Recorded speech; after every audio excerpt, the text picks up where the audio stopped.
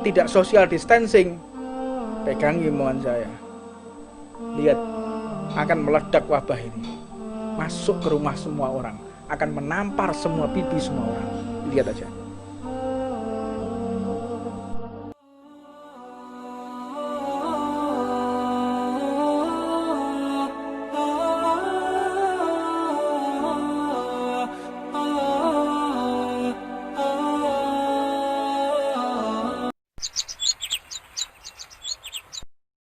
Bismillahirrahmanirrahim.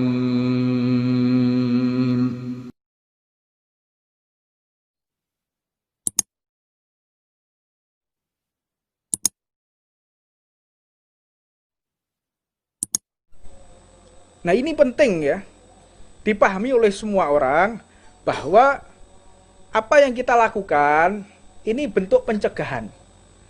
Penentu nasib bangsa Indonesia 10 hari ke depan ini. Penentu 10 hari ke depan ini. Kalau 10 hari mereka tetap melaksanakan mudik, tetap melaksanakan pulang kampung, tidak social distancing, pegangi mohon saya. Lihat, akan meledak wabah ini, masuk ke rumah semua orang, akan menampar semua pipi semua orang. Lihat aja.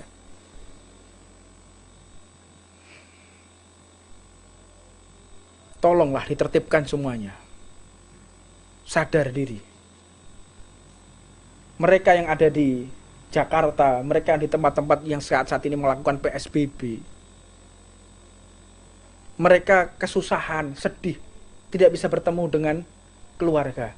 Mereka sedih yang saat ini di PHK, tapi nggak bisa pulang. Sedih, hanya makan tabungan, nggak ada kerjaan. Namun di tempat-tempat tertentu mal masih dibuka, pasar masih dibuka, banyak orang berjubel. Ini kan menyayat hati namanya. Ya memang, yang namanya virus ini makhluknya Allah, ciptaan Allah, tidak bisa menyebar kecuali izin Allah. Memang. Siapa bilang enggak? Iya memang. Ini seleksi alam ya. Ini seleksi alam fi akhir sa'ah. Ini seleksi alam. Mereka orang-orang yang memiliki sesuatu dalam hatinya akan terjadi sesuatu pada diri dan keluarganya. Orang yang bisa menyelamatkan hati, pikiran, dan akhlaknya, dia akan selamat sampai berjumpa dengan husnul khotimah. Ini seleksi alam ini. Silahkan pikirkan baik-baik. Nasib bangsa Indonesia 10 hari ke depan.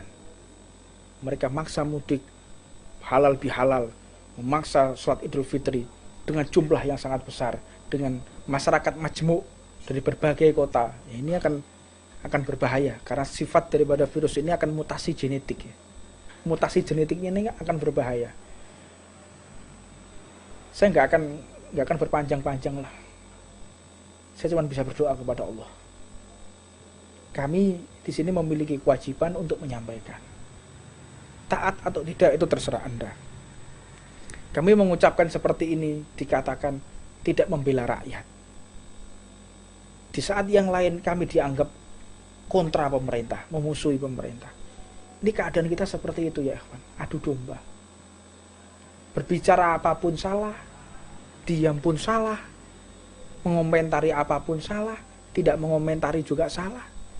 Ini disalahkan semua orang. Ini antara satu dengan yang lainnya saling menyalahkan. Saling menyalahkan, nggak saling support ini. Satu dengan yang lain, ayo salahkan, ayo kritisi, tapi nggak ada solusi. Untuknya kita semua, marilah kita kembali ke jalan Allah Subhanahu wa Ta'ala. Ibadah, doa yang banyak, baca Quran, baca zikir, beribadah kepada Allah. Kalau kita jenuh, olahraga, lari.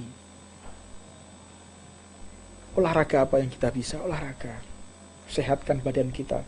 Sistem imun tubuh kita harus bagus agar resistan di dalam virus ini. Ini agama-agama yang mengajarkan hifdzun nafas, saya ulangi lagi, mengajarkan keselamatan. Maka kita melihat ya, saya melanjutkan apa yang dikatakan Ibnu Mubarak. Maka Ibnu Mubarak pun mengatakan, wahai ibu, tinggalkan barang tersebut, aku berikan hartaku untukmu, aku gagal haji. Akhirnya beliau pun kembali ke rumahnya. Maka ketika sampai di rumah, Setelah 6 bulan kemudian teman-temannya pada pulang, beliau berkunjung. Haji mabrur, wa sa'yan masykur, wa tijaratan lan tabur, wa anta kadzalik. Dan engkau juga. Loh, kok bisa aku juga? Iya, engkau dan aku kan waktu itu kan tawaf bareng. Loh, kok bisa tawaf? Saya nggak berangkat. Oh, kamu jangan bohong, kita tawaf bareng. Ibnu Mubarak pun pergi ke tempat temannya yang lain, memberikan selamat, haji mabrur, wa sa'yan masykur, wa tijaratan lan tabur. Mudah-mudahan kau diberkahi oleh Allah, hajinya dimakburkan oleh Allah, dimabrurkan oleh Allah. Wa anta kadzalik, dan kau juga. Kamu jangan aneh-aneh, saya ini nggak berangkat haji. Kamu bagaimana? Kita ini wukuf di Arafah bareng. Kaget Ibnu Mubarak. Tadi mengatakan tawaf bareng saya, ini wukuf di Arafah. Jalan lagi. Sampai akhirnya beliau ke teman yang lain mengatakan, itu juga haji mabrur, wa sa'yan masykur, wa tijaratan lan tabur. Mudah-mudahan hajimu dikabulkan oleh Allah. Wa anta kadzalik, kata temannya. Loh, saya nggak berangkat haji, kamu jangan aneh-aneh, kita limpar jumroh bareng kok. Semakin bergetar hati Imam Ibnu Mubarak. Saya nggak berangkat, tapi mereka mengatakan aku bersama mereka. Malamnya beliau berpikir, ya Allah, mereka kok aneh begini ya. Malamnya beliau mendengarkan zat yang menciptakannya mengatakan, jangan ragu wahai hambaku, sesungguhnya apa yang kau perbuat aku saksikan. Engkau menolong Duriyah, kekasihku Nabi Muhammad. Engkau menolong anak-anak yatim yang kelaparan, aku saksikan. Dan sebagai gantinya aku wujudkan satu malaikat yang menyerupai dirimu, wajah seperti wajahmu, dan haji umroh sepanjang tahun, sepanjang waktu aku gantikan sebagai dirimu, dan sampai hari kiamat tidak akan aku akhiri. Maknanya apa? Agama ini hifdun nafas. Kalau seandainya Imam Ibnu Mubarak tetap bersikukuh menunaikan kewajibannya di hadapan Allah, mana dapat penghormatan yang lebih dari Allah? Nggak dapat. Tapi Imam Ibnu Mubarak mengedepankan hifdun nafas, mengedepankan penyelamatan jiwa, maka mendapatkan kedudukan di hadapan Allah dengan apa? Diserupakan malaikat berbentuk Imam Ibnu Mubarak yang haji setiap tahun, umroh setiap saat, dengan wujud jasadnya, wajahnya seperti Imam Ibnu Mubarak, yaitu malaikatnya Allah. Pilih mana kita? Makanya amaliyah agama ini amaliyah hifdun nafas, penyelamatan jiwa, humanity, humanis.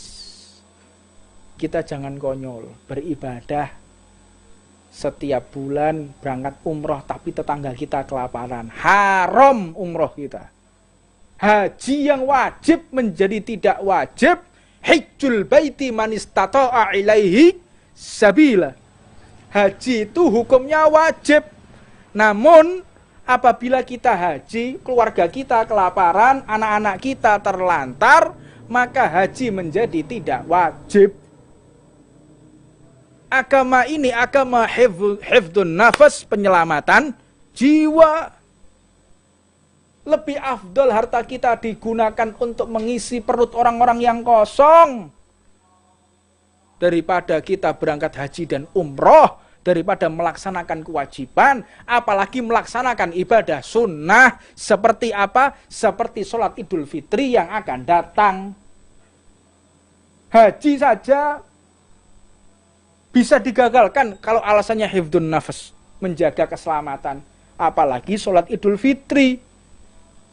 Boleh di rumah bersama keluarga, dan ini adalah kesempatan bagi bapak-bapak kepala keluarga untuk tampil di hadapan anak dan istrinya bahwasanya saya adalah kepala keluarga, pegang tongkat khutbah Idul Fitri di rumah. Jadi bapak saya ini bukan hanya memimpin untuk menafkahi, tetapi memimpin ibadah menghadap kepada Allah Subhanahu wa taala. Makanya penting ilmu agama, penting nyantri agar kita tidak diremehkan oleh anak istri kita. Betapa terhormatnya seorang kepala rumah tangga yang dia bisa memimpin dan khutbah di hadapan keluarganya. cakep bapaknya, terhormat bapaknya. Bacaan bapaknya bagus, Fatihahnya, bacaan Qur'annya bagus, ngerti hukum Allah, terhormat dia. Makanya Jenderal Sudirman seorang panglima besar. Kenapa dikatakan panglima besar? Karena memimpin militer dan memimpin ibadah kepada Allah. Siapapun panglimanya, jika ingin menjadi panglima besar, jadilah panglima yang bisa memimpin militer dan bisa memimpin agama.